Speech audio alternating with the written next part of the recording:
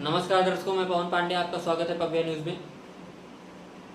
वंदे मातरम के 150 वर्ष पूर्ण होने पर आप सभी को हार्दिक शुभकामनाएं एवं मंगल कामनाएं। देश के जवानों के प्रति जय हिंद, वंदे मातरम। देश के जवान जो बॉर्डर पर तैनात रहते हैं, 24 घंटे देश की सेवा में लगे रहते हैं, ऐसे जवानों को सैल्यूट है हमारी तरफ से। उन सभी के लिए जय हिंद। राहुल गांधी जी और सोनिया गांधी जी की पुरानी परंपरा रही है हिंदू आस्था को अपमानित करने की और देश को अपमानित करने की।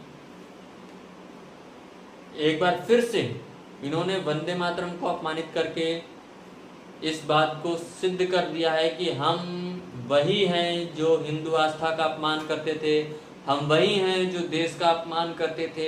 आज एक बार फिर से हम वंदे मातरम को अपमानित करके इस बात को सिद्ध कर रहे हैं कि हम वही हैं, हमको भूलो मत। और देश की जनता को भी ये बात समझनी होगी, और बहुत से लोग, अधिकतर लोग ये बात समझ चुके हैं, लेकिन बाकी लोगों को भी ये बात समझनी होगी कि ये केवल हिंदू तब बनते हैं जब चुनाव आते हैं, ये केवल देशभक्त तब बनते हैं जब चुनाव आते हैं, ये केवल भारतीय नागरिक तब बनते हैं जब चुनाव आते हैं। ये रोजगार की चिंता इनको तब होती है जब केवल चुनाव आते हैं, इनको देश की चिंता तब होती है जब चुनाव आते हैं। चुनाव जब चला जाता है तो ना इनको हिंदू आस्था याद आती है, ना इनको देश का सम्मान याद आता है, ना इनको युवाओं की बात याद आती है, ना रोजगार की बात याद आती है, ना ये हाथी बन के रहते हैं। ये सब चीज़ें भूल जाते हैं। हिंदू आस्था को अपमानित भी करेंगे, देश को भी अपमानित करेंगे। एक बार फिर से वंदे मातरम को अपमानित कर दिए।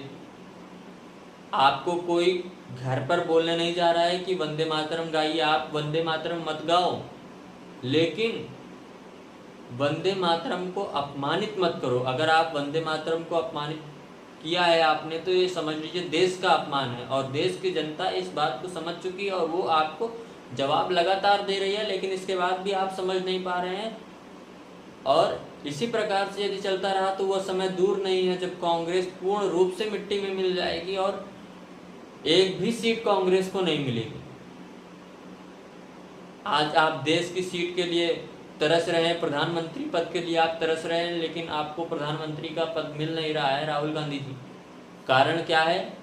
कारण यही है कि जो आप बार बार हिंदू आस्था को अपमानित करते रहते हैं, जो आप बार बार देश को अपमानित करते रहते हैं। आपने एक बार फिर से वंदे मातरम को अपमानित कर दिया है। इस प्रकार की जो आप लोग हरकतें करते रहते हैं, इस वजह से आपको प्रधानमंत्री का पद नहीं मिल रहा। आप प्रधानमंत्री पद की बात कर रहे हैं, आप इसी तरीके से देश को अपमानित करते रहेंगे, वंदे मातरम को अपमानित करते रहेंगे, आप इसी तरह से हिंदू आस्था को अपमानित करते रहेंगे, तो वह समय दूर नहीं है जब आपको एक भी सीट नहीं मिलेगी।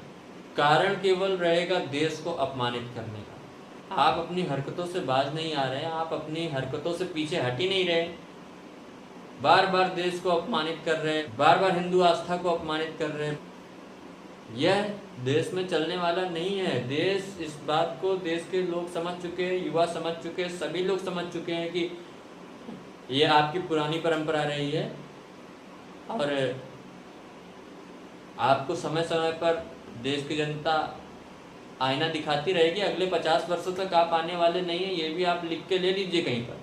15 अगस्त आने पर वो लोग भी रील बना रहे हैं, वो लोग भी वीडियोस बना रहे हैं, स्टेटस लगा रहे हैं, जो जंतर मंतर में जाकर देश की सेना को गालियां दे रहे थे, देश के जवानों को गालियां दे रहे थे, आरएएफ वालों को गालियां दे रहे थे। आज ऐसे लोग भी स्वतंत्रता दिवस की हार्दिक शुभकामनाएं दे रहे हैं और देश के जवानों के प्रति इमोशनल गाने लगा रहे हैं। आज उनको देश के जवानों के प्रति प्रेम नजर आ रहा है। कल वो देश के जवानों को गालियां दे रहे थे, देश के जवानों को बिकाऊ बता रहे थे। अरे शर्म आनी चाहिए आपको। 15 अगस्त आने पर आप देशभक्त बन जाते हैं, वो भी केवल रील इसलिए बनाते हैं ताकि व्यूज आ सकें। अरे इतनी जल्दी तो गिरगिट भी नहीं रंग बदलता जितनी तेज आप जैसे दोगले लोग देश की सेना को गालियां देकर गिरगिट की तरीके अपना रंग 10 दिन के अंदर बदल लेते हैं। कोई भी सम्मान करिए, दिल से करिए, अन्यथा मत करिए, कोई आवश्यकता नहीं है इसकी। सभी को जय हिंद, वंदे मातरम। मिलते हैं अगली खबर और अगली अपडेट के साथ, तब तक के लिए जय हिंद, वंदे मातरम।